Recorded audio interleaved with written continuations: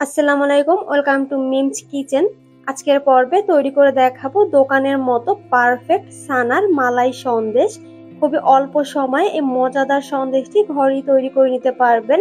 আশা করি আমার আজকের রেসিপি আপনাদের কাছে ভালো লাগবে। প্রথমে আমি ছানা তৈরি করে নিব। এই জন্য একটি প্যানে নিয়ে নিয়েছি 2 লিটার লিকুইড মিল্ক। লিকুইড মিল্কটাকে আগে থেকে জাল দিয়ে কোনো প্রকারের ফ্যাট তুলে নেওয়া হয়নি। এখন অপেক্ষা করব দুধে পুরোপুরি বলক আসা পর্যন্ত। দুধে যখন খুব ভালোভাবে বলক চলে আসবে ঠিক এই পর্যায়ে আমি চুলা বন্ধ করে দিব। আর ছানা তৈরি করার জন্য আমি এখানে নিয়েছি 2 টেবিল চামচ ভিনেগার আর 2 টেবিল চামচ পানি। এখন এই মিশ্রণটাকে আমি দুধের ভিতরে অল্প অল্প করে দিব আর এভাবে হালকা হাতে নেড়ে দিব।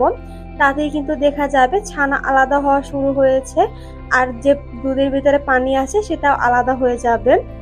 ছানা কিন্তু তৈরি করা হয়ে গেছে আর এভাবে বেশিক্ষণ রাখা যাবে না, তাই গরম থাকা অবস্থায় আমি খুব দ্রুত একটি সুতি কাপড়ের উপর তৈরি করে রাখা ছানাগুলো ঢেলে দিচ্ছি। এখন নরমাল পানি দিয়ে আমি ছানাটাকে ঠান্ডা করে নিব। যতক্ষণ না পর্যন্ত ছানা পুরোপুরি ঠান্ডা হয়ে যাচ্ছে ততক্ষণ পর্যন্ত আমি নরমাল পানি দিয়ে দিচ্ছি।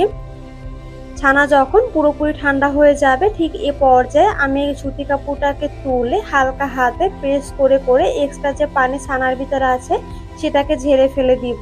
এতে কিন্তু ছানাটাও পারফেক্ট হবে আর ছানার সন্দেশ তৈরি করার ক্ষেত্রে সন্দেশটাও কিন্তু একদম পারফেক্ট ভাবে তৈরি করা যাবে। আলতো হাতে চেপে চেপে আমি এক্সট্রা পানিটাকে ঝরিয়ে নিয়েছি।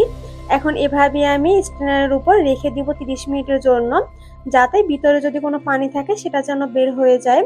30 মিনিট পর আমি ছানাটাকে স্ট্যান্ডার থেকে তুলে নিচ্ছি একটি ছড়ানো ট্রেতে। এখন এই ছানাটাকে আমি 5 থেকে 6 মিনিটের মতো খুব ভালোভাবে মথে নিব। হাতের তালুর সাহায্যে ঘষে ঘষে এভাবে করে মথে নিতে হবে, তাহলে কিন্তু ছানাটা একদমই স্মুথ হয়ে যাবে। ছানা যত ভালোভাবে মথে নেওয়া হবে ছানার মালাই সন্দেশ কিন্তু ততটাই পারফেক্ট ভাবে তৈরি করা যাবে।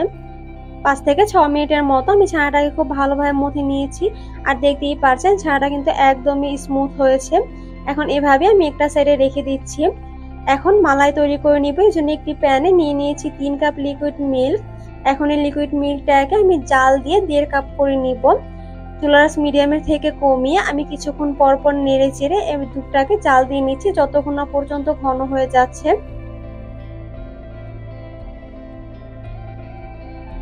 6 থেকে 7 মিনিটের মতো আমি খুব ভালোভাবে জাল দিয়ে নিয়েছি আর এতেই কিন্তু দেখতেই পাচ্ছেন মালাইটা খুব ভালোভাবে ঘন হয়ে গেছে, মানে আমাদের মালাইটা তৈরি করা হয়ে গেছে। এই পর্যায়ে আমি দিয়ে দিয়েছি 1/2 কাপ পরিমাণ চিনি। চিনি দিয়ে আমি খুব ভালোভাবে মিশিয়ে নিচ্ছি আর চিনি দেওয়ার পর মালাইয়ের কালারটা কিন্তু চেঞ্জ হয়ে গেছে। এ পর্যায়ে আমি চুলার লো ফ্লেমে করে দিব আর যে ছানা আমি আগে থেকে মুখে রেখেছিলাম সেটা দিয়ে দিব। এখন সবগুলো খুব ভালোভাবে নেড়ে চেড়ে মিশিয়ে নিচ্ছি। মেশানো হয়ে গেলে এখন চুলার লো ফ্লেমে রেখে আমি জাল দিয়ে নিব যতক্ষণ না পর্যন্ত চিনির পানি পুরোপুরি শুকিয়ে যায় আর ছানা থেকেও কিন্তু অসামান্য পানি বের হবে সেটাও যেন শুকিয়ে যায় ততক্ষণ পর্যন্ত আমি জাল দিয়ে নিব। খেয়াল রাখবেন এই ছানার মালাই সন্দেশ তৈরি করার ক্ষেত্রে এই মিশ্রণটাকে খুব বেশি ড্রাই করে ফেলা যাবে না, তাহলে কিন্তু ছানার মালাই সন্দেশ খুব ভালোভাবে মিশতে যাবে না আর ভালো হবে না। এভাবে করে আমি জাল দিয়ে নিয়েছি যতক্ষণ না পর্যন্ত পানি পুরোপুরি শুকিয়ে যাচ্ছে। পানি যখন শুকিয়ে যাবে ঠিক এই পর্যায়ে আমি যে পাত্রে ছানার মালাই সন্দেশ সেট করব সেই পাত্রে আমি একটি কাগজ বিছিয়ে দিয়েছি আর এভাবে করে আমি খুব ভালোভাবে চেপে চেপে লাগিয়ে দিয়েছি। এখন নরমাল ফ্রিজে আমি রেখে দিয়েছিলাম 1 ঘন্টার জন্য, যাতে এই সন্দেশটা খুব ভালোভাবে সেট হতে পারে। 1 ঘন্টা পর সন্দেশটা খুব ভালোভাবে সেট হয়ে গেছে। এখন একটি নাইফ দিয়ে আমি কিউব কিউব করে কেটে নিব।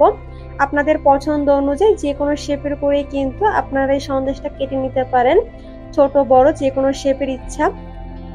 আমি কিউব করে কেটে নিচ্ছি আর দেখতেই পারছেন মাশাআল্লাহ এটা কতটা পারফেক্ট ভাবে সেট হয়েছে আর দেখেই তো একদম জিভে পানি চলে আসছে।